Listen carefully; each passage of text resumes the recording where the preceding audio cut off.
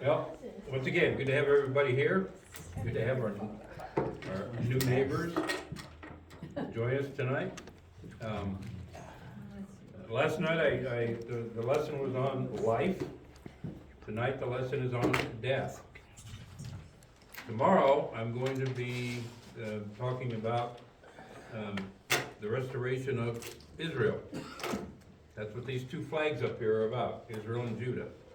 I'll be presenting that teaching tomorrow night.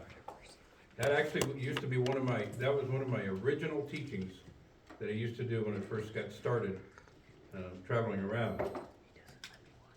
So I'm looking forward to it.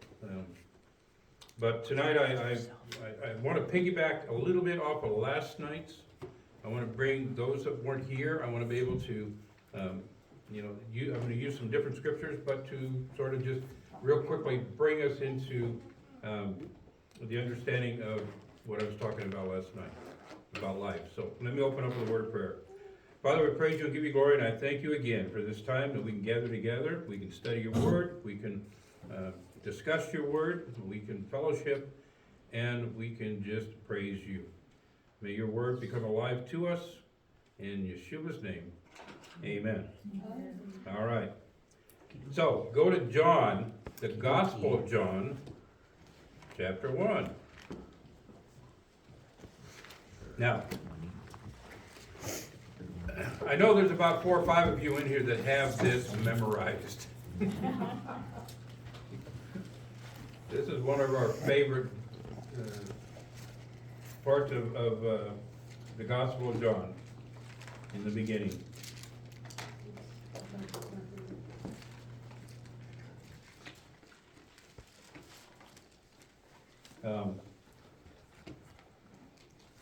So just starting off in verse 1 of chapter 1 of the Gospel of John.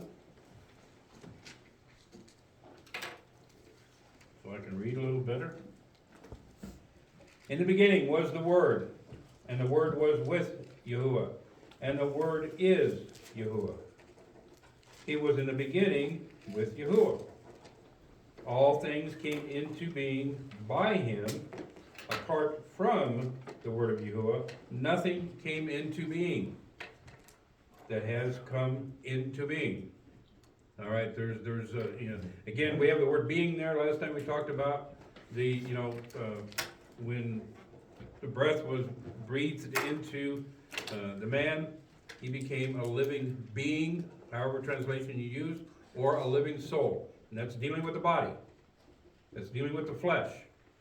And so this is what John is saying here. It's dealing with the flesh. It says, and nothing physical came into being apart from the word of Yahuwah. All right? Just to make sure that we're on the same page here. Now, verse 4 is the critical one. In the word of Yahuwah is life. And the life is the light of men.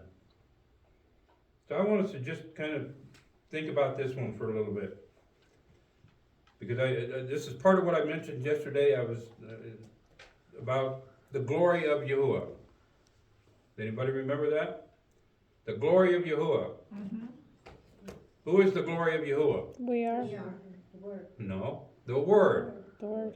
The Word of Yahuwah is His glory. Who is the glory of the Word of Yahuwah? We are. That's what I read. Those who abide in the Word.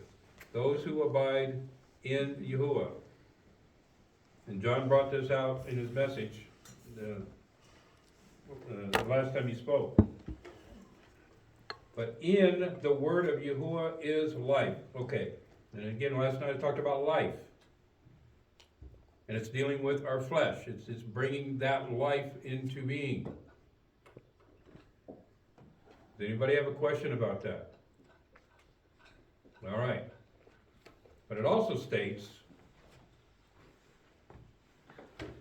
and that life is the light of men. Now, we may think we understand this, but do we really understand it? The life or the word of Yahuwah is the light of men. Now, is it all men? This is part of the series that John is doing, and he's gonna do another series on Friday. He'll be speaking on Friday.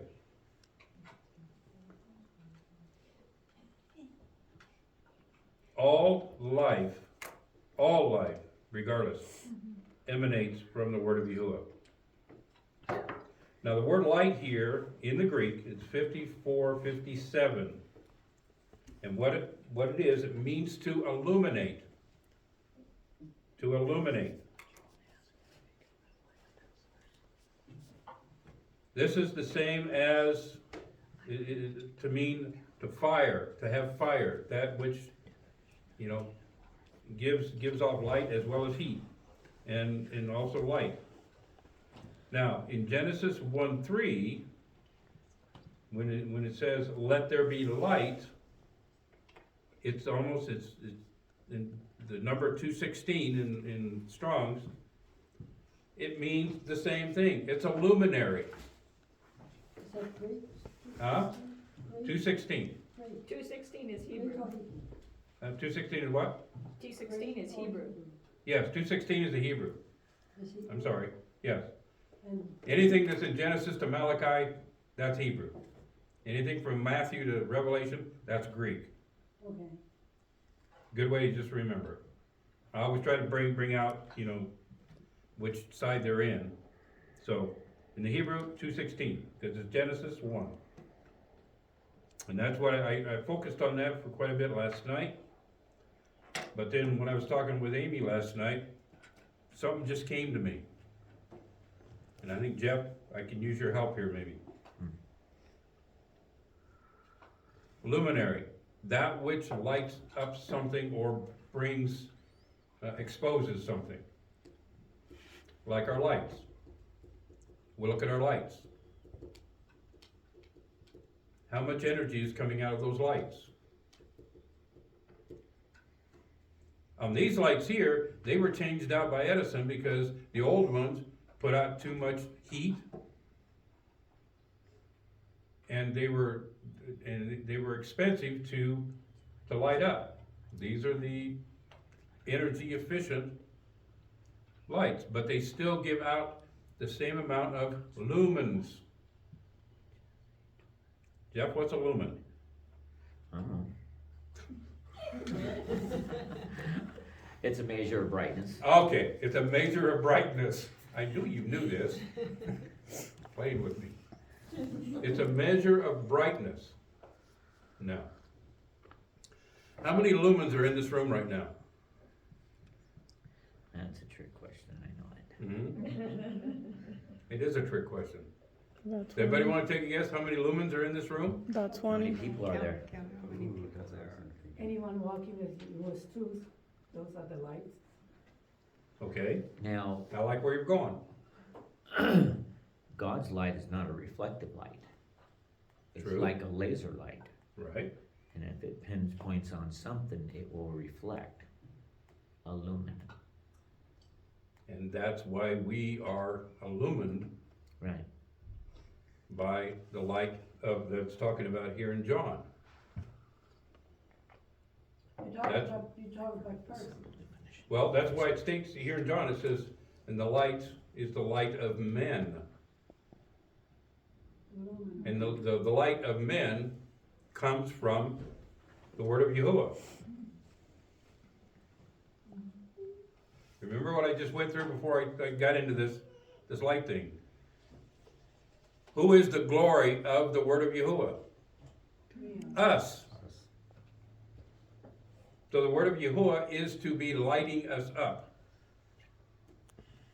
For what purpose? So we can share. Huh? So we can share with others. Okay, so that, you know, we have the proper words or the proper understanding on how to express who Yahuwah is. Or show examples. And we are an example, yeah, Something totally different. because Let's read verse 5. And the light shines in the darkness, and I added 2 words there, darkness of men. And the darkness did not comprehend it, or did not overpower it. Do you have something, Katie? Mine says suppressed it. Read your verse 5. The light shines in the darkness, and the darkness has not suppressed it. Okay, does not suppress it? Is that what you said? Suppressed Yeah. it. So that means that it didn't overpower it. It wasn't able to, they have to press it down, so to speak. Yeah. Okay. You said the light of Yahuwah is the word, right? Mm-hmm. Okay. Verse 4, and, okay, let me get verse 4 again. Okay, light was the light of men. And the word, let's say, for different reading maybe, and the word was the light of men. Mm-hmm. Now where you just went with that the things of the word are foolishness to the man without the light of the word. Correct. You know, they can't understand Right. it. And they can't comprehend it. Exactly. And It's that's, foolishness to them. yeah, that's a backup verse to what verse 5 is saying. Right. And so this is one of these things, the reason I'm bringing this up is because just what Jeff brought up, there is going to be this clash between the light and the darkness. There's this clash. And we see that, we can go all the way back to Genesis 1. When he brought the light out of the darkness. And he called the light what? Day. Day, but he called it also Good. good. And he called the darkness Night. night, which also represents bad or evil. When you read through, that's the way it comes out. There's always this sort of dichotomy of good and evil, that they're opposites. But if you don't have the opposites, then you don't know what either one is. You don't know what is good if you don't know what is evil. You don't know what is evil unless you have good to compare it to. That would be like in the Garden of Eden. I think God wasn't trying to hide evil from man, but he wanted man to learn evil from the right way, Okay. through obedience. Exactly. In the garden, as Jeff was saying, Yahuwah wanted man to learn about evil. Well, I don't think he Well- wanted him to learn, but he didn't keep evil from them. He just Okay. wanted them to learn it the right way. Right. He did not keep evil from them. All right. Yeah. I totally agree with that. All right, Proverbs 6:23. Many of you probably in your early years memorized this one. And I have it written down here. For the commandment is a lamp. Is it Proverbs? Proverbs 6, verse 23. Yeah, that's also the tongue. For the commandment is a lamp, and the Torah its light. The commandment is the lamp, and the Torah is the light. So the Torah is the word of Yahuwah. There again, it compares the word of Yahuwah with light.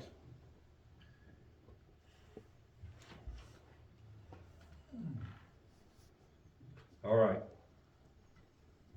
Reviewing that, dealing with life there. Does anybody have a question? Yeah, I do. Okay. In the beginning, when you read it, it says in the beginning was the word, right? And the word is the Aleph Tav, Yeah, correct? Yeah. So Yeshua, right? yeah, So we talking that when Yeshua came, he was the light for us, men. We are the light, he is. So, and then it says in there, the darkness doesn't comprehend it.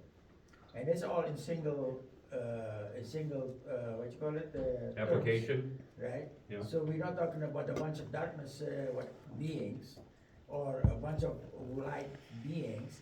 We're talking only this, the what you call it, the difference between Yeshua come, and also now we have the dark leader of the angels, let's put it that way. It doesn't comprehend why Yeshua is there. That's my understanding of it. Okay, yeah. Unless I'm yeah, wrong. that's a little, it's about the same take as what Jeff brought up. Okay. So, and I would agree with that.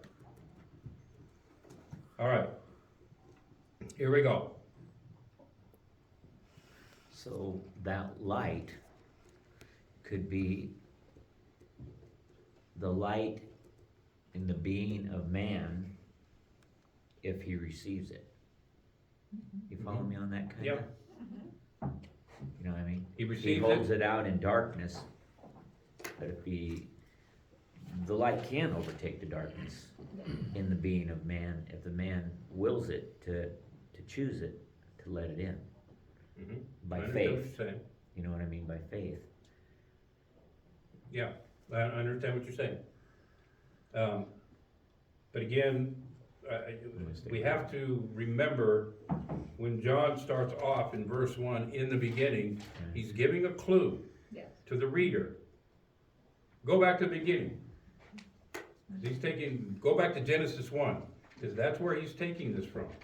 All he's doing is giving a little bit more information into the relationship of who the Word is. Mm. And that's why you will hear me speak more about the Word of Yahuwah than about even Yeshua. Yeshua was an instrument to bring the Word of Yahuwah. We are the instruments of Yeshua, or the Word of Yahuwah, to bring the message to the people, to those outside. And so, I know this, for some of you that have not, been in our Bible studies, that's what I'm trying to get across. I want the importance, I want us to know about the Word of Yahuwah. Yes, He is the Olive Tav. He became the Olive Tav. He's been the Olive Tav from the beginning. He's the Olive Tav in the end. Now, if you don't know anything about the Olive Tav, that's the first and last letter of the Hebrew alphabet. And we see that clarified in Revelation when he says, I am the beginning and the end. I am the Olive Tav.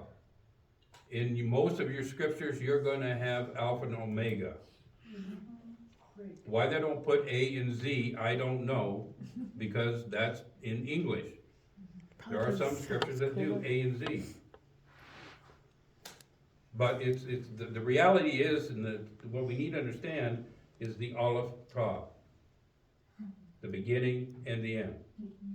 The one who was, as the first part of John says, the one who was, the one who is, and the one who is to come.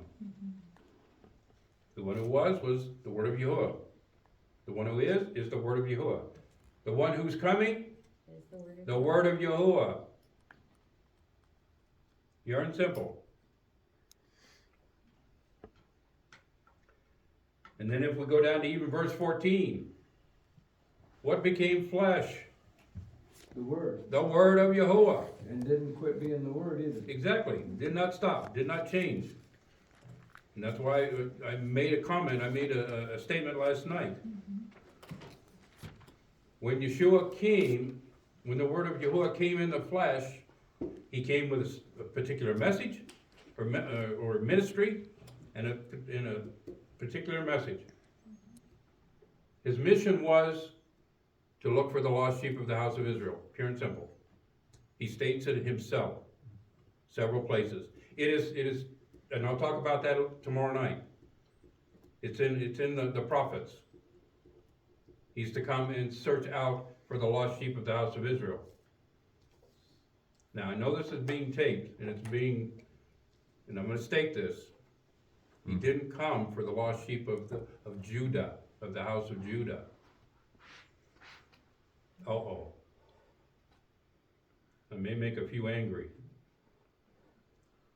But what I wanna make sure that we understand, he is specific, I wanna be specific. If he said, I only came for the lost sheep of the house of Israel, he only came for the lost sheep of the house of Israel. Pure and simple. He didn't come for anybody else. And again, I'll go into more detail about that tomorrow night. Judah is not lost? I'll go into more detail about that tomorrow night. Judah is not- But to answer your question right now, no, Judah's not lost. They've never been lost. They know their identity. All right. Calm down a little bit. Let's move on to death, or to die. The word death is used in Genesis 2:17. I want to go there, I just want to look at it. I want to make sure that we all have the same scripture there. 2:17. And this has to deal with Of what book? Genesis 2:17. This has to deal with the man and the woman eating of the tree of the knowledge of good and evil. I think everybody here knows about that. The tree of knowledge of good and evil. How many trees were planted in the center of the garden? 2. 2. 1, I already said, tree of knowledge of good and evil. What was the other tree? Tree of life. All right? They were permitted to eat from any tree except the tree of knowledge of good and evil. Pure and simple. Simplest command. Do not eat of this tree. Well, we know what happened. They ate of the tree. Here's what it is. From the tree of knowledge of good and evil you shall not eat, for in the day that you eat from it, you shall surely die. Now the word die there is from the Hebrew 4191. And now this is where it gets a little confusing, and we'll try to sort this out. Because 4191, when you look it up in the Hebrew, it just means to die. Death comes upon. You cease to exist in this bodily form. That's what dies. Now we all know things die. We've all had loved ones. We've all had animals. We've all had plants and trees. We've seen them die. We've had to deal with it. So we know death is a part of living. Death is a part of living. Now,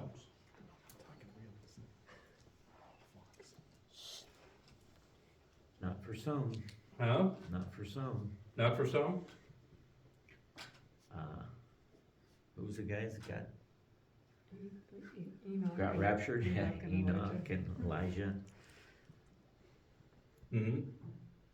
kinda got raptured or whatever maybe. Yeah. But. And they're gonna get raptured Let me again. bring this out, because then they must have to come back to die in order Yes. to enter into the kingdom of heaven. Right, Because flesh and blood cannot enter into the kingdom of heaven. Paul tells us that. I believe that. So maybe they're one of the witnesses, because they're Yes. killed. That's how that reasoning comes about. Another death, the word death in Hebrew is number 1478. And this ties into last night's teaching. What that one is, the breath goes out of the person or the animal. The breath goes out. Therefore, you enter into a state of death. The body enters into a state of death. The breath goes out, you expire. Now, here's where a little bit of confusion comes in. Now, in Matthew, where it's first used, it's in the Greek, it's 50-54 is the number. They actually have two, depending on death or dying. And another one is where it's used is 22-88. There's half and half. There's 50% of one and 50% of the other. And it means to expire, deceased. This relates to the body/soul. And those who were here last night, let me just reinforce, soul is our body. That is pure and simple what it is. It's our body. It's our flesh. And I think I made a good enough case about that last night. And we talked about this. When breathing stops, life is gone. And I'm going to make a statement here.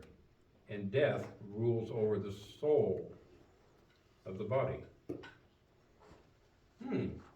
That's an interesting statement.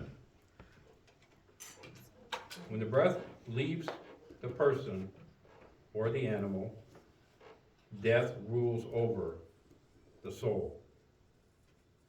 The body's the soul, then why Huh? isn't the soul dying? It's, the soul is died, yes. But I'm presenting it this way, and I'll come around to it, when we get to a little later on here. And like I talked about a little bit last night, so where does the soul go? Where does the body go? To the ground. What's that? Sheol, Sheol. Yeah, the grave. the grave. Yes. Anybody else? Do I hear anything else? Do I hear the word hell? No. No. A resting place. Okay, it can be a resting place. That's one of the descriptions of it. But not hell. Sleep. Anybody ever heard the word Hades? Sheol, Hades, and hell are all the same word when you look it up in your scripture. Now I know that's going to confuse some, because this is what has happened in our communities. This is what has happened in our generations. These words have taken on different meanings in the last roughly about 1,200 years. And it's due to people, again, trying to bring something across to make a difference, something that pits itself against the other. If you don't believe in Yeshua, you're going to hell. Not so. Huh? Not so. No, it's not. And that's part of what this study is about. We have to understand what has happened to the words that are used. Sheol, Hebrew. Hades basically comes out of the Greek. Hell is the English. And when you look it up in Strong's, and I hope you do, to verify what I'm saying, when you go to Sheol, it says, look up hell. When you go to Hades, it says, look up hell. Serious. And then you have to go through the scriptures, just like I did, to find out, okay, which is Sheol, which is Hades, which is, Gehenna. Now, Gehenna's another one. I haven't brought that up. Gehenna is another one, which is, in my opinion, totally misunderstood. Isn't that the place outside of the city where Uh-huh. homes were burned? Yes. Yeah, it's a valley. It's a valley where they burn trash and stuff. They burned All right. Yeah, they used to sacrifice there. But I hope, I hope you look this up. If you've got a Strong's, go look it up. You'll be surprised.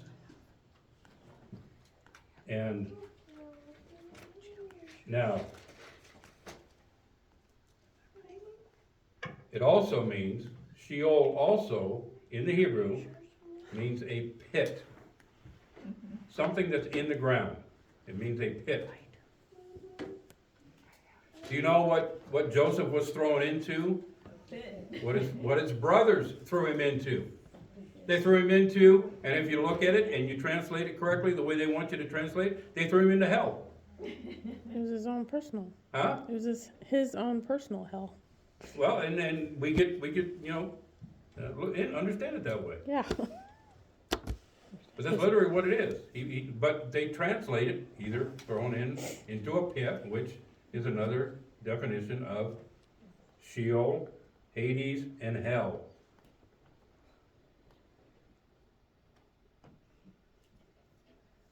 Where does Gehenna fit into everything? I'll come to that here in just a minute. That one is the one that I believe is most misunderstood. And it comes out of our teachings that we grew up with. Those things that changed about 700-800 years ago, and they just progressed, they just built upon themselves to become known, meaning something else. So it wouldn't be the meaning of the word the way that it changed. It's the It people would be the change. culture Yes. changed the meaning of the word for what they wanted it to Right. read or say. The leaders, The leaders, the teachers. people. Yeah. So, let me, there's actually, in the Hebrew, the word Sheol is the world of the dead. Grave and pit, like I said. But there's one other definition that I find quite interesting. Subterranean retreat. Really, literally. Subterranean retreat. Sounds like ants. Sounds like ants? Yeah, it is. Yeah, ants. Well, in Yeshua's day, it was called paradise. Ooh, wait a minute. Paradise was a place where the souls went to wait for the resurrection. It just meant the same thing. You're going into the ground. Y'all remember one of the men on the cross with Yeshua? Right. And he said, Today you'll be with me in paradise. today you will be with me in paradise. Yes, Yeshua knew where he was going. yes. All definitions come out of the word of Yahuwah. He knew where he was going. He knew he was going to the grave. He knew he was going to a hole in the ground. He knew he was going to a cave. But since the one that said to the other guy, and I like, this is the guy on his left, he looks over to the guy on his right, and he goes, we deserve what we got, what we're getting. But this one does not deserve what's happening to him. Yeshua looks over at him and says, brother, today you will be with me in paradise. You will be with me in the subterranean retreat. I think I'm bringing something out a little differently than what we've been taught or we've looked at.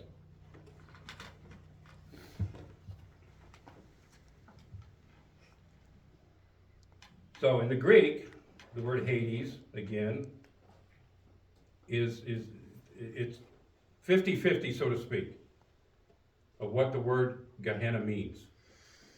Gehenna means, like what Carmen brought up, it's a place, it's a valley where things got burned up. Okay, so that sounds, all right, so, we hear these teachings about, if you don't believe what we're telling you, then you're gonna burn up in Hades, in Gehenna. How many times do you think Gehenna is used in the scriptures? Take a guess. One. Exactly, only once. Out of all the description of the word of where death takes you, it's only one. You get a star. Where? Huh? Where? What scripture? The Gehenna. All right. One half of what the description of Gehenna is? Let me read it to you. Gehenna is a name for a place. That's what Carmen brought up. It's a place for departed souls. Okay, what is Hades? What is Sheol? What is hell? That I've just described. A place for departed souls. Oh, interesting. Departed bodies. Departed bodies, the soul. Means the grave, it means in the ground. Right. The other half, when it's, the other half of the description of it is everlasting punishment. Waiting for the judgment.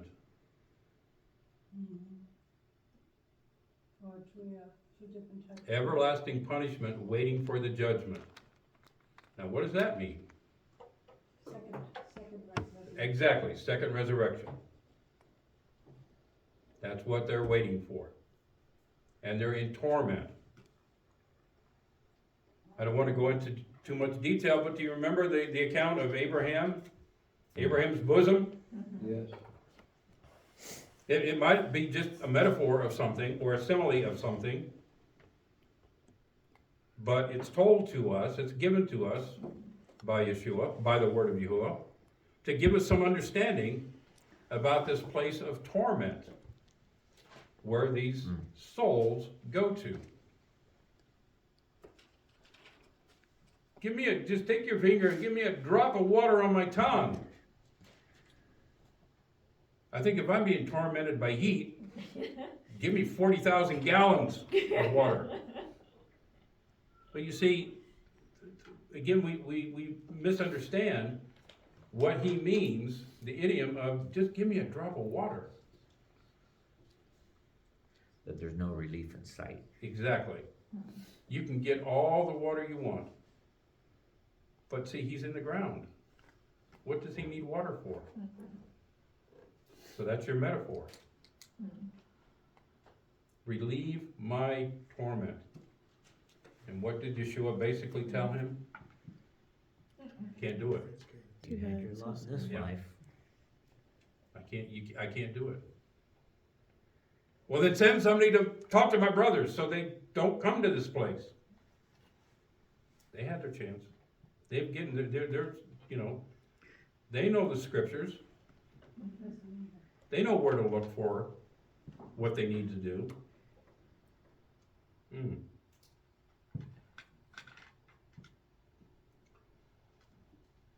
All right. Everlasting punishment. But the everlasting punishment is only waiting for the second resurrection. And hopefully I'll have some answers about that tomorrow. I think I will. All right, I want us to go to 2 Peter, chapter 2. We got this one, and we got one more place we're going to go. But 2 Peter, chapter 2.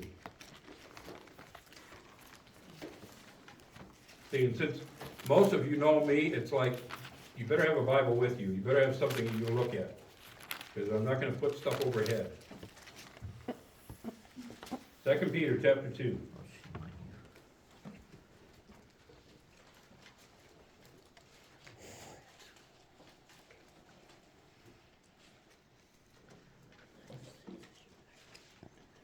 This is another one that's quite interesting.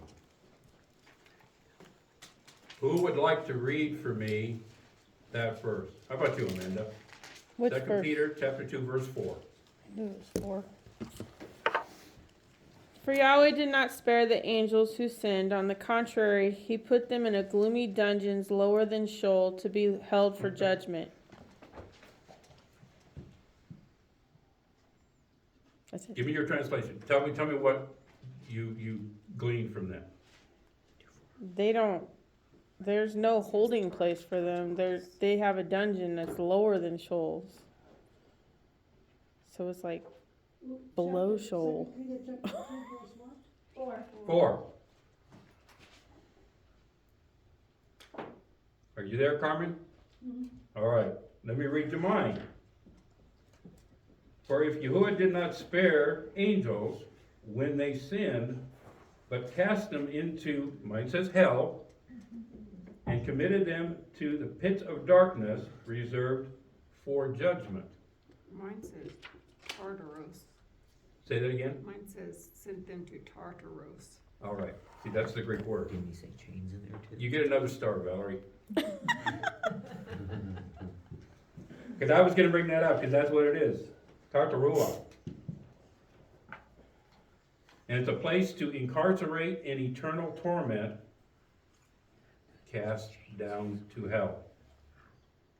That is number 5020 in the Greek. I hope if you're writing these down, you're gonna check them out. I think that verse right, What is it? 5020 in the Greek. I thought that was an interesting phrase, that delivered them into chains of darkness. Yes. Mine says gloomy darkness. Utter darkness. All in chains. Bound to darkness, awaiting judgment. I mean, is seeing a supernatural intervention. Right. What did we read in John chapter 1 verse 5? The men of darkness did not comprehend the word of Yahuwah. These that are cast there did not understand the word of Yahuwah.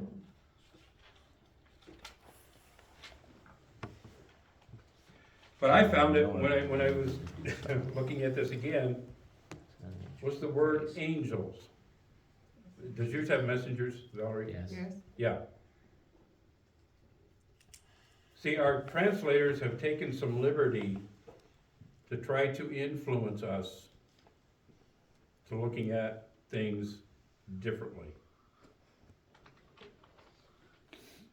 Because actually the messengers, when you look it up, are the teachers, the leaders,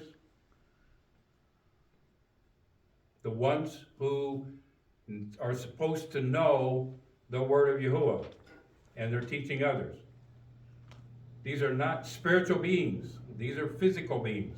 But wasn't Yeshua a messenger pre-incarnate? Exactly. So Yeah, it shouldn't say angels there. exactly, it should be men. Men. But when you look it up, these are teachers, leaders of the people. And when that word is used, that's exactly what it means, a messenger. And actually in the Strong's, by implication, a pastor. Or somebody who has stores to sheep. Now, Right. keeping this in context, John will like this. What is the context here? Well, when you go back up into, let's just say verse 16, 1:16? 2 Peter. Yeah, Yeah, chapter 1, verse 1:16, yeah, 16. I'm sorry. Well, actually, let's just do chapter 2, verse 1. False prophets also arose among the people, just as they will also be false teachers among you, who will secretly introduce destructive heresies, even denying the master who brought them, bringing swift destruction upon themselves. That's the context. It's these human beings that have been placed in authority, that are bringing these heretical teachings. And I kind of have to be careful here because a lot of people think I bring heretical teachings. A lot of people would. Mhm. This in and of itself, my friends, can be viewed as being a heretical teaching. Teaching the name of Yahuwah, the Father, can be a heretical teaching. So I have to be careful. That's why being a teacher, or being a pastor, or being a leader, we are held more accountable than even you that are sitting here. And I've said for years, for years. I don't wanna be here. I don't wanna be doing this. I don't wanna fall into this category if I'm looked at as being a false messenger. So, David, how do you keep yourself from being a false messenger? Speak the truth. Yeah, but how can I speak the truth? What needs to come first? An example, an action. Knowing it. Study. You've got to Being abide, in, huh? you've got to abide in the word. You gotta abide in the word. Thank you, John. I think I heard something like that a few days ago. Yes, you did. You have to be abiding in the word. That, you go back to the Gospels, that's what you find. Yeshua said, abide in me, as I abide in my Father, as I abide in Yahuwah. And you will be abiding in both of us, so to speak. Not to make the separation, but since the word of Yahuwah was in the flesh, there's this separation that took place, that had to take place.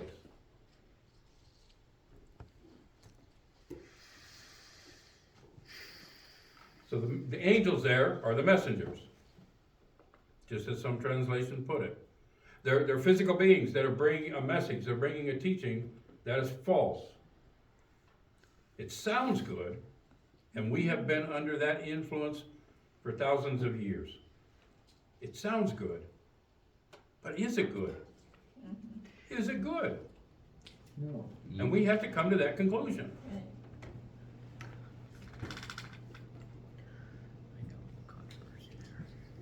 All right.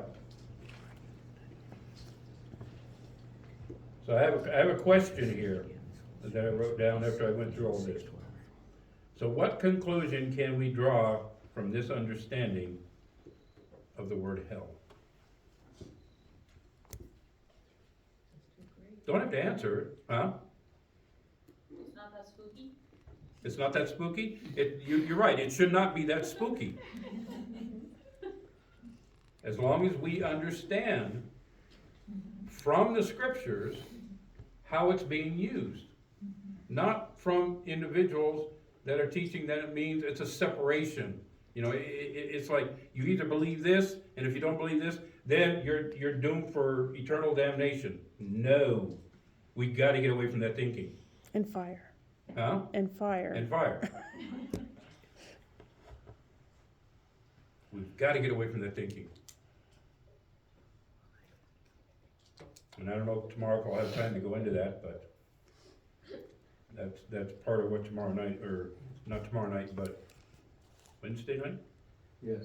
Wednesday night, yes. Tomorrow night you're doing The 2 houses. Yeah, the 2 houses, okay. All right, here's where I wanna close. Does anybody have any questions on what I've said so far? I'd just like to comment, it's the culture that's changing the context. And one of the most modern day things that everybody in this room would understand is, just look at the word gay from 1920 versus what's happening today with the word gay. That's the Totally different cultural context, right? Yeah, and that's what Jeff brought up. Yeah. Thank you. Okay. I wanna go to Ecclesiastes. That is, how many books after Proverbs? About one. Next book. One or two. Because some of you heard this morning, because Yeah. this was part of our study. Well, that's no fair. And I'm gonna go ahead and shorten this up. I was gonna do the whole thing. But I'm gonna go ahead and shorten it up. After Proverbs.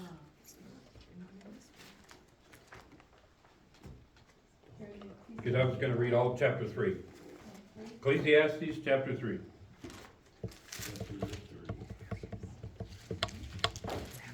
And again, when we read the first verse, we all have heard this. I know we all have heard this. There's the song. It's a song! Somebody brought that up this morning. Yeah, somebody brought that up this morning. Oh, that was me. I'm sorry. Is it Simon and Garfunkel? What? I didn't hear you. Simon and Garfunkel, right? I think so. I don't know. I was wondering that. I I was can't gonna look say it the up. mamas and papas, but I don't think it was them I either, think you're but that's right. enough, that's, What is that word like? so let me read verse 1, and part of verse 2. There is an appointed time for everything, and everyone, and there is a time for every event under heaven, a time to give birth, and a time to die. Let me go on, I'll read the rest. A time to plant, and a time to uproot what is planted. Time to kill, and a time to heal. Time to tear down, and a time to build up. So forth and so on. You get the stanzas, you get what's being said here by the writer. My opinion, what I just read just proves what I've been talking about. This flesh, there's a time for it to be born. How many of you were able to choose your birth? Okay. No, how did you come to the conclusion that you could choose what day you wanted to be born on, what hour, and what minute? Well, I know that on the 7th month, on the 15th day, is what, Tabernacles when it begins? Okay, my birthday is 7/15. That's all I have to say. I didn't know that. Just a different calendar. Yeah, Yes. calendar, different year. But it is the 7th month, sort of. Yeah, but the girl- Nobody has. Nobody can. Now, some believe that they have the ability to choose their death. Some do You choose talk their about death. suicide? Suicide would be one of them. But not outside of the knowledge of the Father, the Right. foreknowledge. No one is born any earlier or any later than what they're to be born. No one dies any earlier or later than when they were already determined before the foundation of the world to die. Pure and simple. The Father is the one who is in control of life. He is the only one. He's given authority to His Word. Because through His Word, just as we read earlier, we come to life by the power of His Word. All right. Go down to verse 17. And the writer here says, I said to myself, Yahuwah will judge both righteous man and the wicked man. For a time for every matter and for every deed is there. I said to myself, concerning the sons of men, Yahuwah has surely tested them in order for them to see that they are but beasts. Let that sink in just a little bit. Verse 19. For the fate of the sons of men and the fate of beasts is the same. As one dies, so dies. As the other, indeed. They all have the same breath, and that word there in Hebrew is translated as ruach. They all have the same breath, and there is no advantage for man over beast. And this is what Ecclesiastes is known for. All is vanity. All go to the same place. All come from the dust and return to the dust. That's what I've been talking about. Dust to dust, ashes to ashes, it's a common phrase at funerals. Now here's the question. Who knows that the breath of man ascends upward and the breath of beast descends downward to the earth?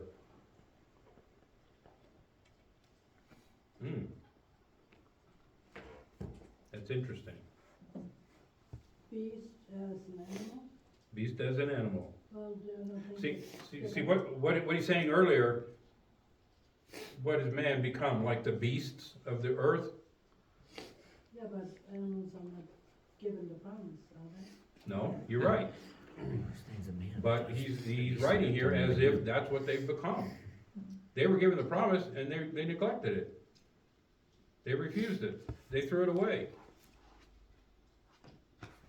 That is what has happened through the generations. They became like beasts. Huh? That means they became like Yes. beasts. No better than the beasts.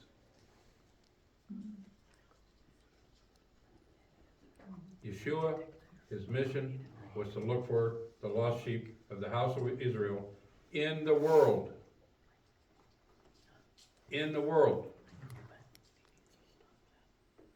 John 3:16. Somebody quote that for me. For God so loved the world that he gave his only begotten Son, that whosoever believeth in him shall not perish but have everlasting life. All right. Incorrect.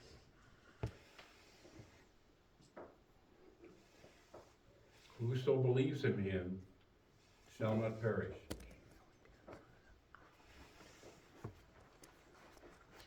And that will be my last study, because that will be on Thursday. life eternal. And that's when? Thursday? That'll be No. Saturday, that'll be Shabbat. No, Shabbat. Yep. Thursday's Friday. no teaching day. No, Saturday? it'll be on Saturday. Well, Yeah, the seventh day of the week. 7th day of the week. Verse 21 again. Who knows that the breath, the ruach of man, ascends upward? But that's a question, right? It is. So he didn't say that there's a separation of travel, if you will, destination for the breath.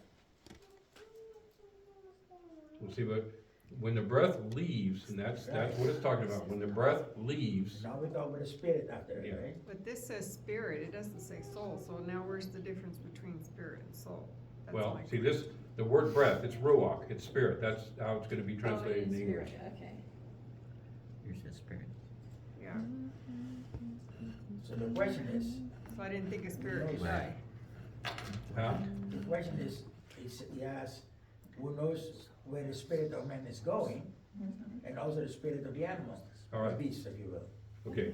Does anybody remember what I said about the breath last night? Yeah, but you related it to the soul, not the spirit. Exactly. Exactly.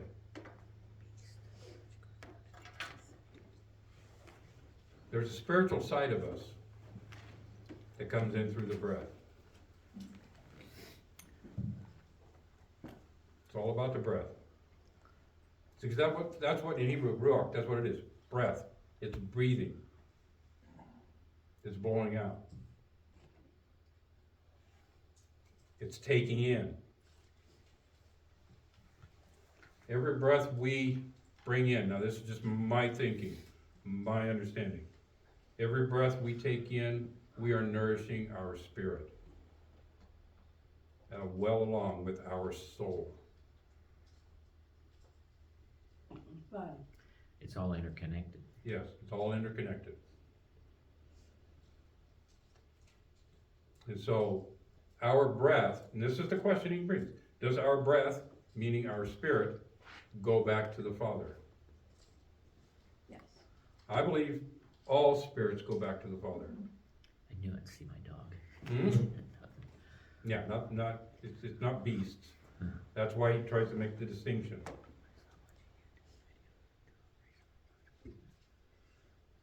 This is like when Yeshua was on the cross, and he said, "It is finished." What left him? Spirit. In what form? Breath. The breath. He breathed his last. Yes. That released the spirit.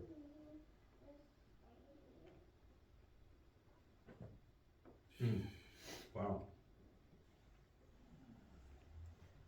so are you saying that the spirit does not need to breathe?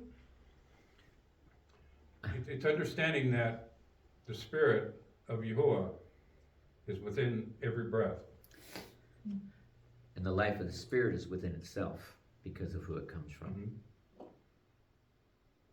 We all, and I've taught this many times, we all have individual spirits. That's what distinguishes us from everybody else.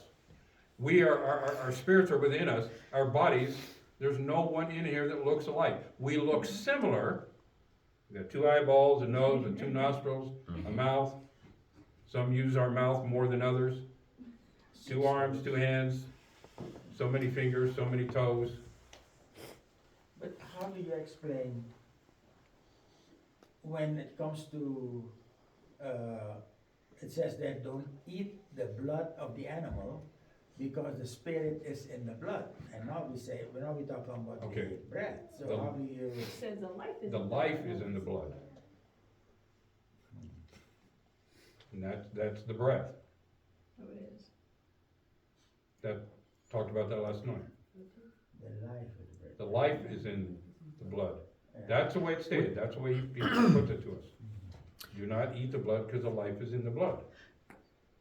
Now, would there be something tied into the Ancient of Times, that there might have been like a blood-eating thing to some kind of a deity expecting to receive more power or the life or the whatever of that being after the life had left? Nevertheless, the practice of man's attempt to try to take on a character trait of an ancestor or carry on a family line, or the Yep. spirit of the animal, maybe a bull Okay. or whatever. Within several cultures, that still exists today. Right, that's why I'm saying it. Yeah. And especially if you're a hunter and you kill your first animal, in some cultures, you're to drink that blood. Because And now eat you the heart. have, And eat the heart. well, and eat the heart too. Because now you're taking on the life of that animal. And it's a ritual. I hate it, I don't like it, I never did it, I never told people to do it, but I knew it took place. And as Jeff said, and even eat the heart. Well, when you eat the heart, you eat the blood. No, Oh, yeah. there's blood in Yeah. the heart. Huh? There's blood in it. And that's usually one of the first things, if you're in that type of culture, it's the first thing they cut out is the heart, eat the heart. Then you go on and you clean the animal, skin it, haul it down the process. You should. So, With that, That's- go home and have sweet dreams. that's all I have for you tonight. Thank you, Jeff.